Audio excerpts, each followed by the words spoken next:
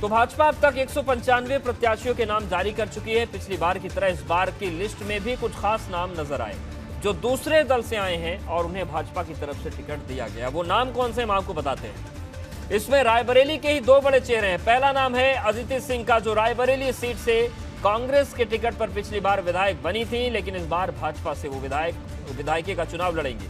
वहीं कांग्रेस के टिकट पर पिछली बार विधायक बनी। और दूसरा नाम है हरचंदपुर से राकेश सिंह का, जो पिछली बार कांग्रेस के टिकट पर विधायक बने थे। और इसके अलावा उन्नाव की पूर्वा सीट से भाजपा ने अनिल सिंह को प्रत्याशी बनाया है। वो पिछली बार बसपा के टिकट पर जीते थे, लेकिन इस बार भाजपा ने उन्हें टिकट दिया है और कुछ दिन पहले ही ये भाजपा में शामिल हुए हैं। तो ये तीन वो चेहरे हैं जो पिछली बार किसी और दल से चुनाव जीते विधायक बने, लेकिन इस बार भारतीय जनता पार्टी के प्रत्याशी हैं। तो भाजपा की इस लिस्ट की हर एक बारीकी हम आपको बता रहे हैं और इस लिस्ट में जो चर्चित चेहरे हैं अब उनके बारे में भी आपको बताते हैं। इनमें एक नाम है कानपुर के पहले पुलिस कमिश्नर रह चुके असीम अरुण का, जो वीआरएस लेकर भाजपा की तरफ से चुनाव लड़ रहे हैं। उन्हें कन्नौज सुरक्षित सीट से टिकट दिया गया है। इसके अलावा औरैया की बिधूना सीट से रिया शाक्य को भाजपा ने प्रत्याशी बनाया है। रिया शाक्य विनय शाक्य की बेटी है। विनय शाक्य भाजपा के विधायक थे जो अब सपा में शामिल हो गए हैं, लेकिन उनकी बेटी को भाजपा ने टिकट दे दिया है। तो ये वो चर्चित चेहरे हैं जिनका नाम आज 85 प्रत्याशियों की सूची में सामने आया है। तो भाजपा की लिस्ट के अंदर की बात क्या है वो हम आपको बता रहे हैं। और 85 प्रत्याशियों की घोषणा हुई है। अनुभव हमारे साथ जुड़ गए। अनुभव, जिस तरीके से ये लिस्ट जारी हुई दूसरे और तीसरे चरण के लिए, कई महत्वपूर्ण बातें हैं। जो लोग पार्टी को ज्वाइन कुछ दिन पहले किए उनको टिकट दिया गया है। इसके अलावा जो विधायक हैं बिधूना से, उनकी जो सपा में शामिल हो गए, उनकी बेटी को प्रत्याशी बनाया भाजपा ने। और इस 85 लोगों की लिस्ट में केवल 6 लोगों के ही नाम कटे हैं, 6 के ही टिकट कटे हैं। बाकी लोगों को रिपीट किया गया है, राहत दी गई है। देखिए, बिल्कुल हमारे पास वो पूरी लिस्ट है वो 85 उम्मीदवारों की, जिन्हें तीसरे और चौथे चरण के लिए बीजेपी ने चुनाव मैदान में उतारा है। और इसमें सबसे महत्वपूर्ण बात जो आपने कही कि जो लोग अभी हाल ही में जिन्होंने पार्टी ज्वाइन की उन्हें तो तुरंत टिकट दे दिया गया। जैसे असीम अरुण, तुरंत उनको उम्मीदवार बनाया गया। ओम प्रकाश वर्मा समाजवादी पार्टी छोड़कर आए, पूर्व विधायक थे, उनको तुरंत बना दिया। हरिओम यादव इसी तरह, उनको भी तुरंत जो है वो छोड़कर आए समाजवादी, उनको भी बना दिया गया। तो ज़्यादातर लोग, रामवीर उपाध्याय वो भी बीएसपी छोड़कर आए, उनको भी तुरंत टिकट दे दिया गया। पर आप ये सोचिए कि कुल 59 तकरीबन 118 सीटों पर तीसरे और चौथे चरण में मतदान होना है। उसमें लखनऊ में भी चौथे चरण में वोटिंग होनी है। कुल 9 विधानसभा की सीटें हैं लखनऊ में, पर एक भी विधानसभा सीट का उम्मीदवार कौन होगा इसकी अभी घोषणा बीजेपी ने नहीं की है। क्यों? क्योंकि काफ़ी, अगर हम कहें तो वीआईपी लोग लखनऊ की सीटों पर चुनाव लड़े थे 2017 में, कई लोग तो मंत्री हैं, तो शायद इसके लिए बीजेपी को मंथन ज़्यादा करना पड़ रहा है। इसी तरह आप उन्नाव की भगवंत नगर सीट देखिए, वहाँ पर हृदय नारायण दीक्षित जो विधानसभा अध्यक्ष हैं वो चुनाव जीते थे, उनकी भी सीट पर अभी कोई नाम नहीं घोषित किया गया। तो कुछ ऐसी सीटें हैं जहाँ पर अभी फिलहाल बीजेपी ने नाम तय नहीं किए हैं। हाँ, 85 उम्मीदवारों की लिस्ट जरूर जारी की और जो बात आपने कही, केवल 6 ही विधायकों के टिकट कटे हैं। इसके पीछे एक फैक्टर वही है जो हम बार बार कह रहे हैं, स्वामी प्रसाद मौर्य का जाना, दारा सिंह चौहान का जाना, धर्म सिंह सैनी का जाना, उनके पीछे 6 विधायकों का छोड़कर चला जाना। तो पहले क्या चर्चा थी? पहले तो यही चर्चा थी कि बीजेपी इस बार बड़ी संख्या में विधायकों के टिकट काटेगी, ज़्यादातर लोगों के टिकट काट देगी, नॉन परफॉर्मेंस के टिकट काट देगी।